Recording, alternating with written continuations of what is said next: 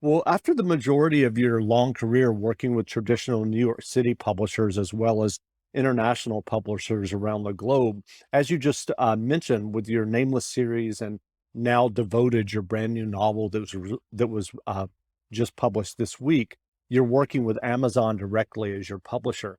What intrigued you about Amazon and led you to working with them? Well, I liked all the people I worked with at Random House, but it's no secret that there have been giant changes going on in publishing. There's been giant changes going on in everything. And I was getting frustrated that sometimes that New York publishing establishment in general just isn't always adapting to change very efficiently. And it gets kind of frustrating if you start, you know, to be free to do your craft and your art, you have to not be preoccupied with the business side of things. And until only a couple of years ago, I was my own agent for 14 years, but I finally got a new agent, very good one, uh, finally, because I won't say it's not always been this good in the past. And finally, I said to them, I think we have to make a change. And they agreed, and we went on the open market, and we had 8 offers.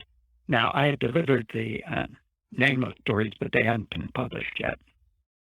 And my agent said, we want to include Amazon in the people we submit to. And I thought, that's strange for novels. But I trusted the agent, so I said, let's do it. And when the offers came in, there were 8 offers altogether. And Amazon was equal to the best. But the deciding factor for me was all the others had a marketing plan that was either 1 or 2 pages. Amazon had a marketing plan that was 30 pages. And I looked at that and I said, this is the difference. This is somebody who understands what's happening out there and is trying to adapt to it.